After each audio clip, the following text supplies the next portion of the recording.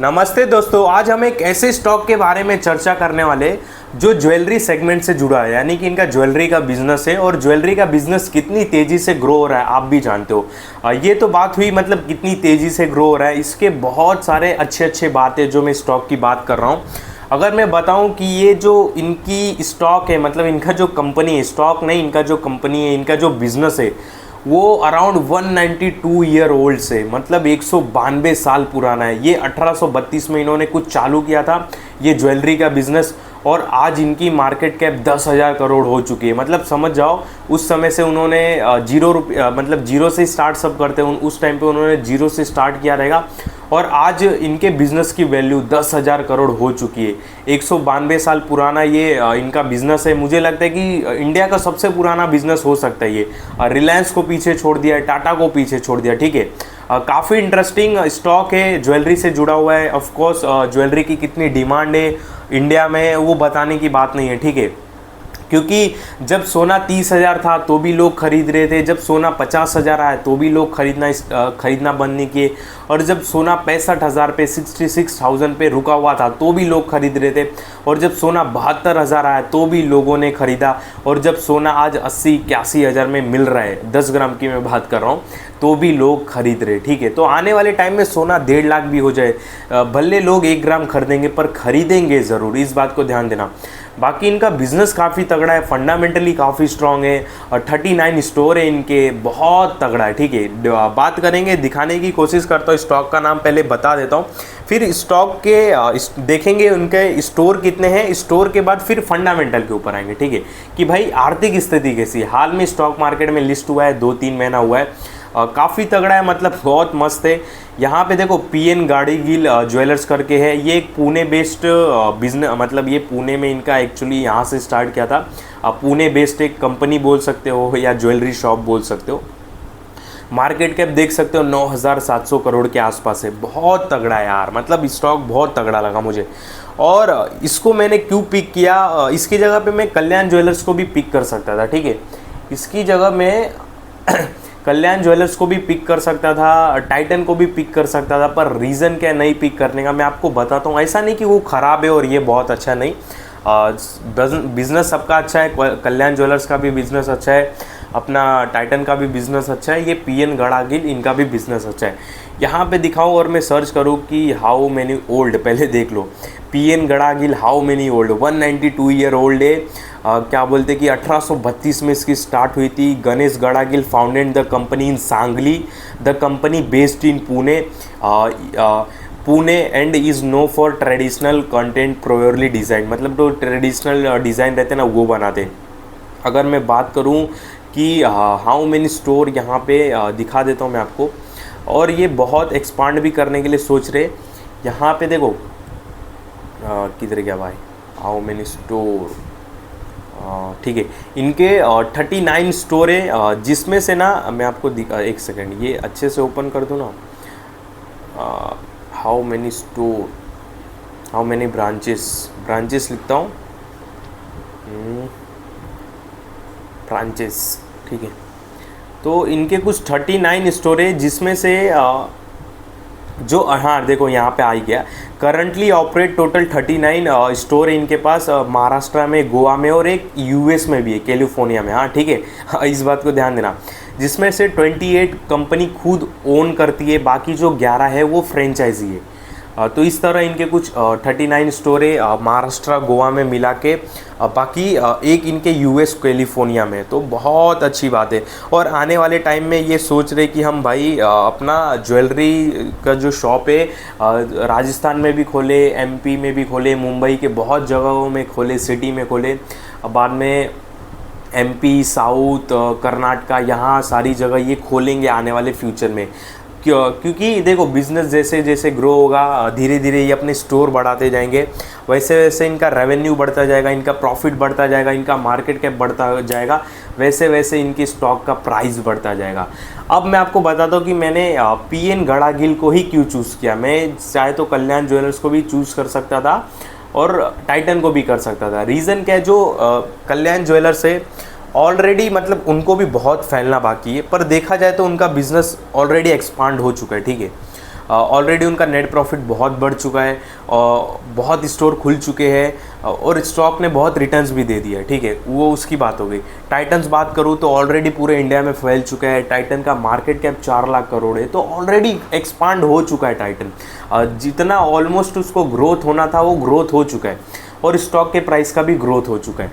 पर पीएन गड़ागिल, इनको अभी फैलना बाकी है, इनको अब स्टोर नए नए खोलना बाकी है। जैसे जैसे ये नए नए स्टोर खोलेंगे इनका रेवेन्यू बढ़ेगा, इनका सेल्स बढ़ेगा, इनका नेट प्रॉफिट बढ़ेगा और उस हिसाब से इनका मार्केट कैप बढ़ेगा और इनका स्टॉक का प्राइस भी बढ़ेगा। इस बात को ध्यान देना। अगर मैं इसको टाइटन से भी नहीं कंपेयर करता हूँ, पर मैं इसको चलो कल्याण ज्वेलर्स से भी कंपेयर करता हूँ, तो इसका मार्केट कैप है 10,000 करोड़ के आसपास। कल्याण ज्वेलर्स का मार्केट कैप देखेंगे अराउंड 40-50 हज़ार करोड़ है। तो अगर ये कल्याण ज्वेलर्स के आसपास भी पहुँच जाता है तो भाई ये कितने मल्टीप्लाई हो जाएगा मैं बता नहीं सकता हूँ, ठीक है। मतलब ये आज 710 पे आने वाले फ्यूचर में ये 3,000 रुपये पे भी दिखाई दे सकता है और ऑफ कोर्स दिखाई देगा। मैं कोई टाइम जोन नहीं बता सकता कि यही टाइम में होएगा, पर हाँ इतना पता है कि ज्वेलरी का बिज़नेस कभी फेल नहीं होता है, ठीक है।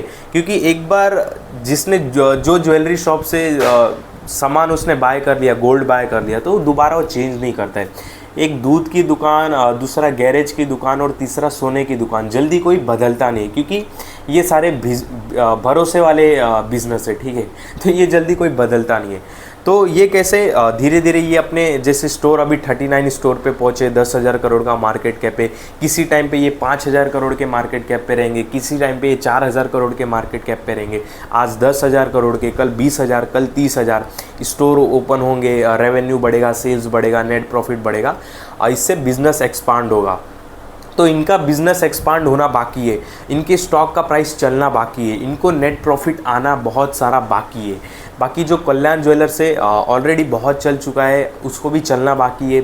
ऑलरेडी वो बहुत एक्सपांड हो चुका है। ओवरऑल इंडिया में सब जानते हैं कल्याण ज्वेलर्स, ठीक है। ऑलरेडी टाइटन सब जानते हैं इंडिया में पूरे, ठीक है। टाइटन बहुत फैल चुका है, मार्केट कैप बड़ा हो चुका है, तो उनकी एक ग्रोथ लिमिट हो गई है। पर इसकी ग्रोथ लिमिट नहीं है, इसके लिए पूरा अभी मार्केट ओपन है, ठीक है। तो इसके लिए मैंने इसको चूज़ किया, पीएन गड़ागिल ज्वेलर्स।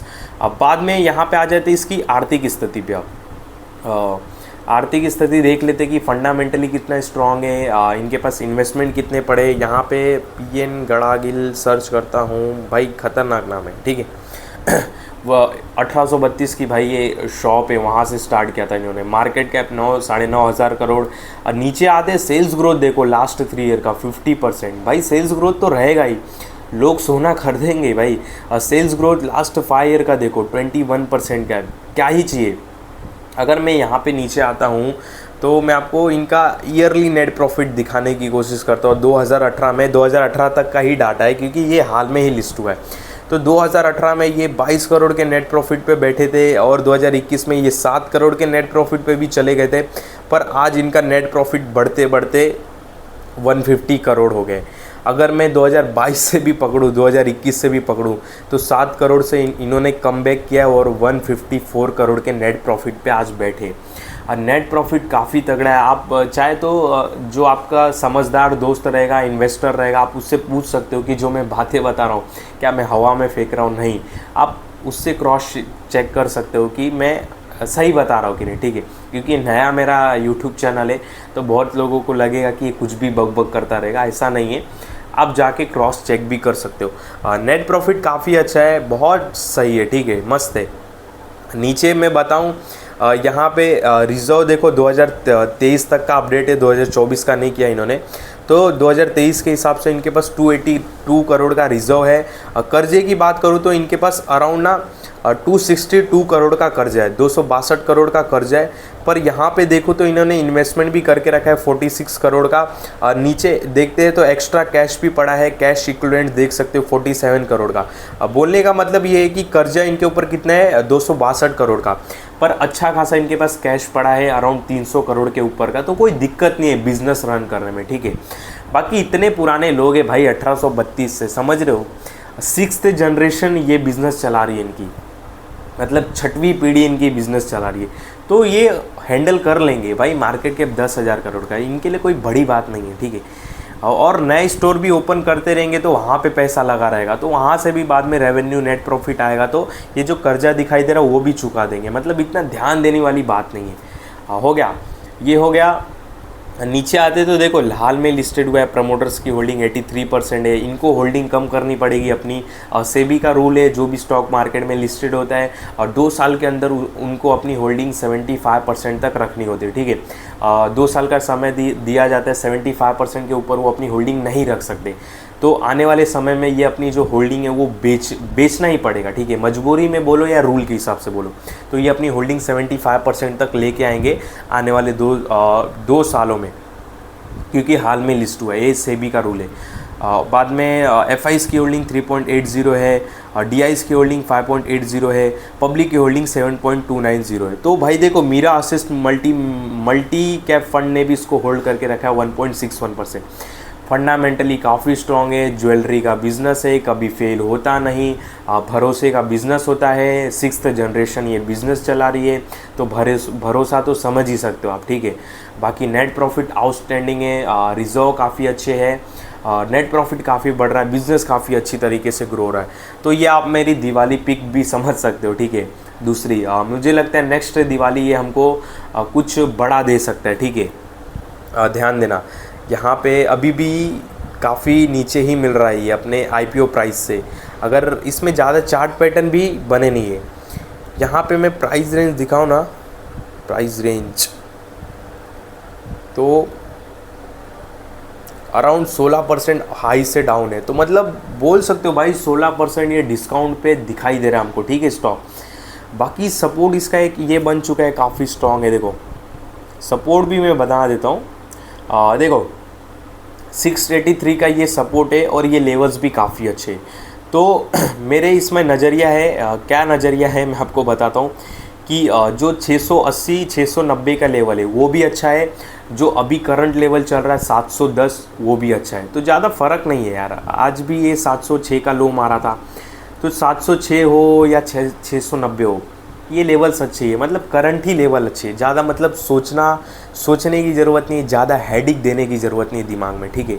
तो करंट लेवल काफ़ी अच्छा है, पर अगर 680 आ जाए, 683 आ जाए तो बहुत ही अच्छी बात होगी। बाकी जो करंट लेवल है वो भी बहुत ही अच्छा है, ठीक है, कोई इशू नहीं है।